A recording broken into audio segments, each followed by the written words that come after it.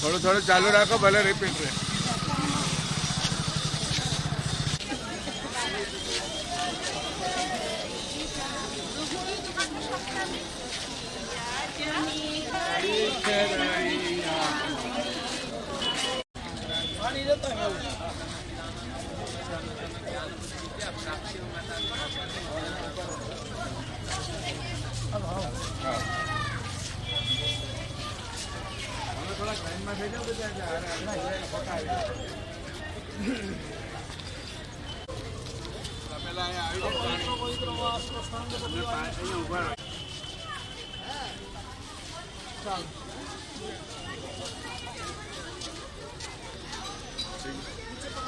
હવે બધા આમ લાઈનમાં આવી જાય એટલે એક આ ભાઈ ફોટો વ્યવસ્થિત લઈ લેજો બધા આવી જાય લાઈનમાં આજે આપણે લાઈવ છે અહીંયા લાઈવ ચાલુ છે તળાવ આવે ને પાછળ મંદિર પહેલા આ આવી જાય મંદિર આવે ને એસા કરને કા ફિર ઘૂમ જાય પહેલા આવી જાવ પહેલા આ લઈ લ્યો વડી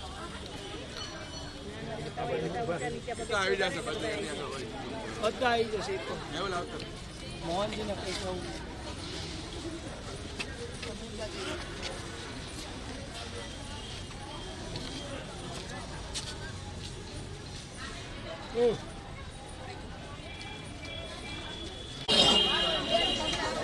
હાલો પોથીવાળા આગળ આવી જાય બાકીના બધા લાઈનમાં આવી જાય પોથીવાળા આવતા બસ અહીંયા બસ તળાવ ને બધા આવી લાવતો ને આવો મને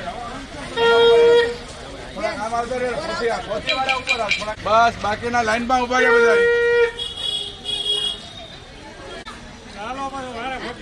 હાલ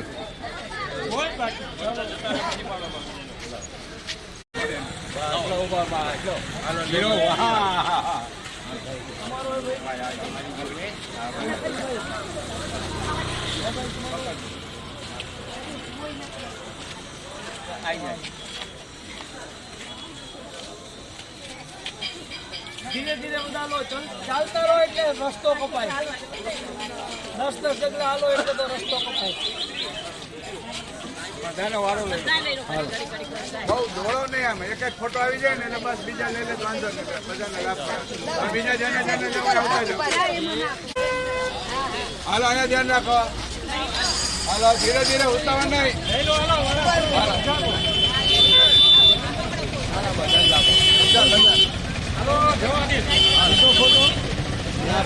હાલો હવે અહીંયા પેલા ઉભા રહ્યો, આ પોલીસ પડે નહીં.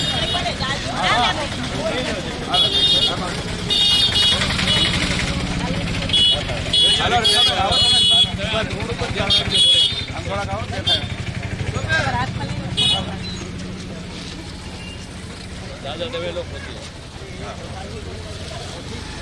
તમે આ લીધે મોટી લીધી બધા આગળ રાજા જત્રી પડે ને તો પોતીને પાણી નીકળી.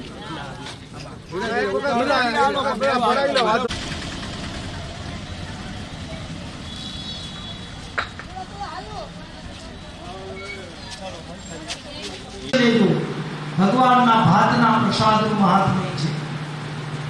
સમય મળશે તો હજી પણ હું આ જગન્નાથજીનું મહાત્મ્ય તમને બતાવીશ. અત્યારે ભગવાનના માત્ર એક જ શ્લોકની શુભ શરૂઆત. થોડો આપણા કથાનો પરિચય આપું. આપણી આ ભાગવત કથાના મુખ્ય યજમાન શ્રી અમારા કાંતિભાઈ રણછોડભાઈ પટેલ ધરમપુર વાળા આ કથાના મુખ્ય યજમાન છે. યાદ રાખજો, જન્માંતરે ભવેત પુણ્યમ તદા ભાગવતમ લભયતે. હજારો જન્મનું પુણ્ય જ્યારે એકત્ર થાય ત્યારે તમે કથાને શ્રવણ કરી શકો છો. યજમાન બનવું હોય તો એનાથી પણ વિશેષ પુણ્ય જોઈએ, અને એનાથી પણ વિશેષ પુણ્ય હોય ત્યારે જગન્નાથપુરીમાં યજમાન બની શકાય. એકવાર તાલીથી અમારા યજમાનને વધાવો. રામેશ્વરમાં અમારા કાંતિભાઈ, આમ તો અમારા પોપટભાઈના વિવાહ થાય છે. રામેશ્વરમાં અમારા યજમાન કેન્સર થયા અને ત્યારે અમારા દાદા ત્યાં યજમાન બન્યા અને એમને ભગવાને પ્રેરણા કરી. મને ફોન આવ્યો, શાસ્ત્રીજી જગન્નાથપુરીમાં મારે યજમાન બનવું છે. લક્ષ્મી બે પ્રકારની છે, એક ઘુવડ ઉપર આવે અને ગરુડ ઉપર આવે. ગરુડ ઉપર સવારે આવે, સાંજ સુધી રોકાય અને સાંજ સુધીમાં એ જાય. ક્યાં જાય? ધર્મ કાર્યમાં, ભક્તિના કાર્યમાં, દેવ કાર્યમાં વપરાય. પણ ઘુવડ ઉપર આવેલી લક્ષ્મી રાત્રે આવે અને રાત્રે જાય. હો, અડધી રાતે દવાખાનું દોડવું પડે, પોલીસ કેસ રાતે જ થાય, રેડ રાતે જ પડે. આ બે પ્રકારની લક્ષ્મી છે. જ્યારે આવા ધર્મ કાર્યમાં લક્ષ્મી વપરાય ત્યારે સમજી લેવું કે આપણી લક્ષ્મી એ સાત્વિક છે, ધર્મ કાર્યમાં વપરાય છે. તો અમારા યજમાન અહીંયા કથાના મુખ્ય યજમાન બન્યા છે. એમની મનોકામના ઠાકોરજી પૂર્ણ કરે એવા વ્યાસ ગાદીથી હું આશીર્વાદ આપું છું. સાક્ષી પોથી એના કોઈને યજમાન બનવાની ઈચ્છા હોય, જગન્નાથજીનું ધામ છે, યાદ રાખજો. અને આ જગન્નાથજીના ધામમાં મુખ્ય યજમાન ન બની શક્યા હોય પણ સાક્ષી યજમાન બનીને અહીંયા ભગવાને સાક્ષી પીડી છે. આપણે જ્યારે ટ્રેનમાં આવ્યા ત્યારે સાક્ષી ગોપાલ નામનું ગામ આવ્યું હતું, જ્યાં એક ભક્ત ચાલીને આવતો હતો. ભગવાને એને એટલું કહ્યું હતું, બહુ મોટી કથા મને નથી ખબર, સંક્ષિપ્તમાં કહું છું. ભગવાને એટલું કહ્યું હતું કે તું પાછું વળીને જોઈશ તો હું ત્યાં રોકાઈ જઈશ. મારા પગમાં જે ઝાંઝર છે એનો અવાજ આવશે. ધીરે ધીરે આ ભક્ત આવે છે, ઝાંઝરનો અવાજ સાંભળતો જાય, આગળ ચાલતો જાય.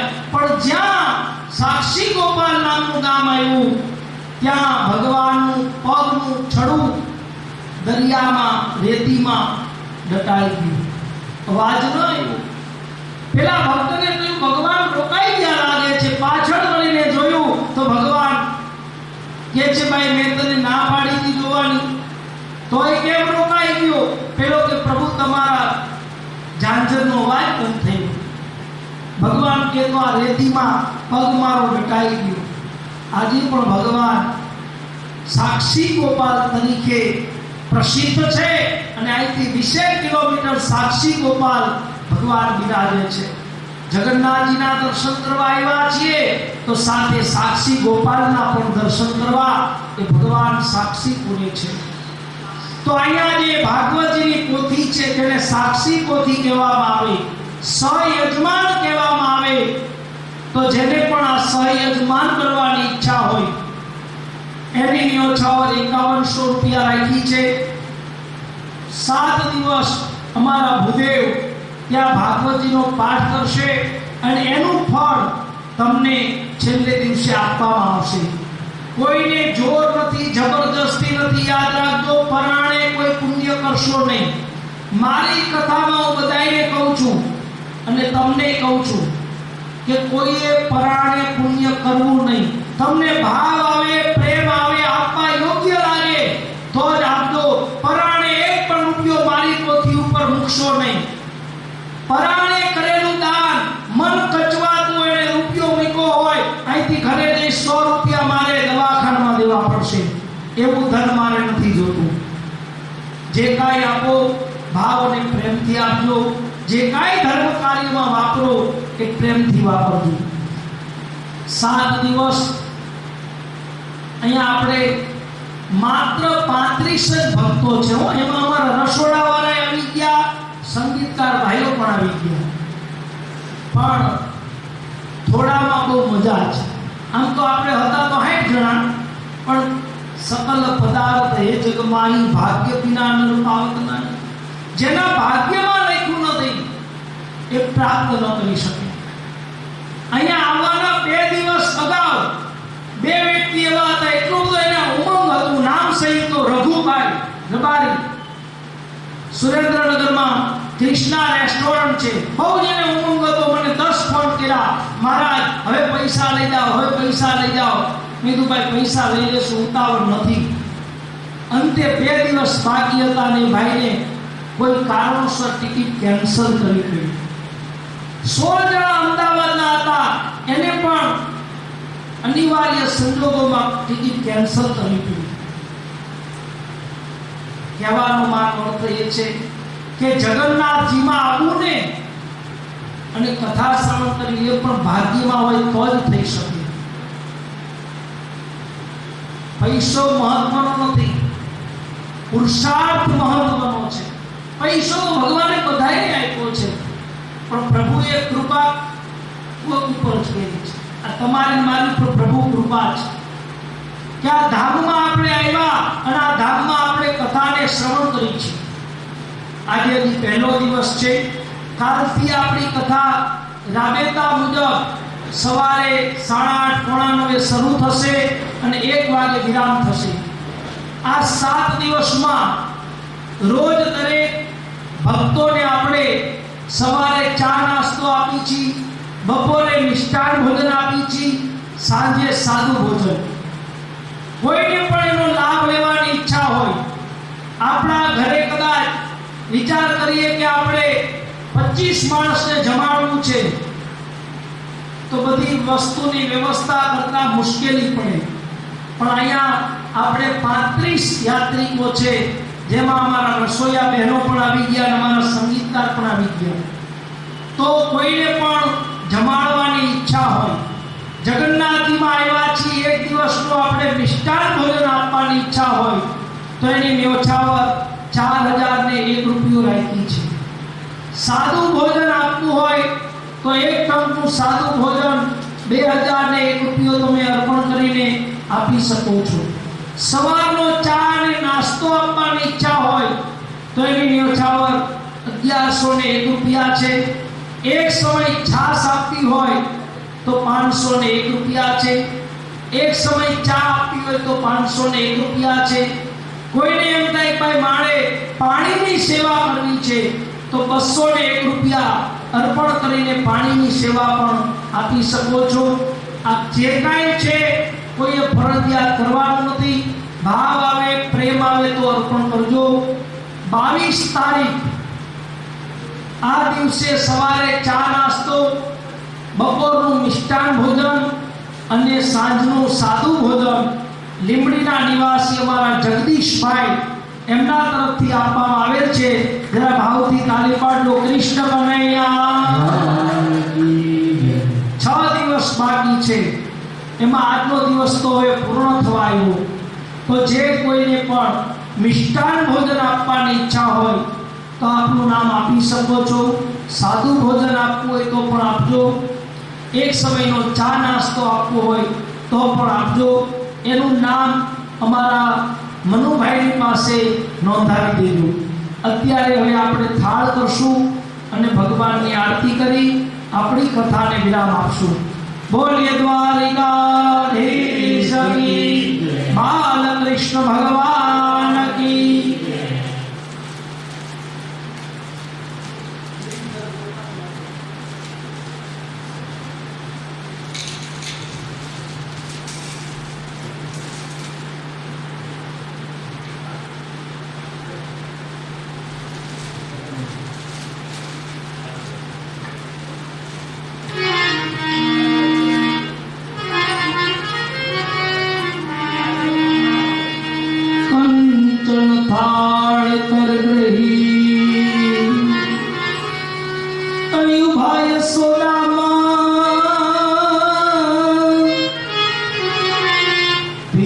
રાણી રૂક્ષમણી તમે જમો મારા સાથે ગાયો ચારતા, સાથે ગાયો ચારતા, ગાતારું લાગી. આ તો એક વાર ભવની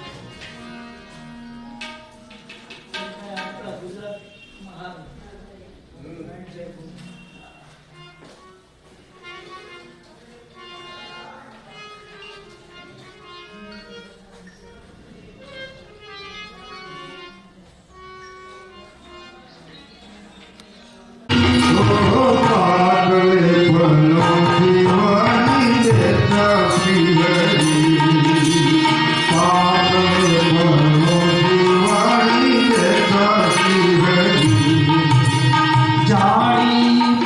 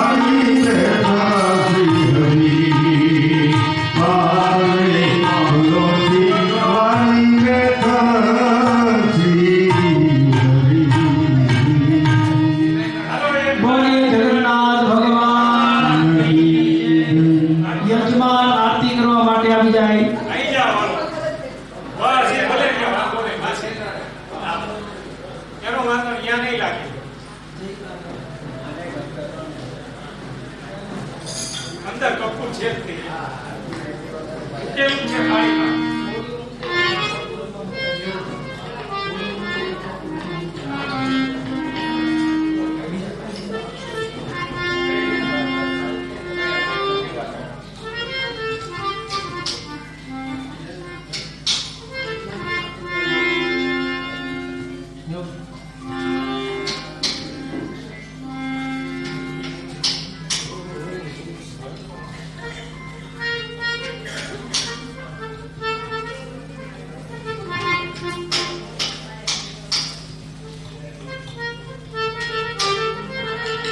બોલીએ કૃષ્ણ કનૈયા બહેનો માંથી કોઈ આવું હોય તો આવી જાઓ રાતે ભગવાન. બોલીએ જગન્નાથ ભગવાન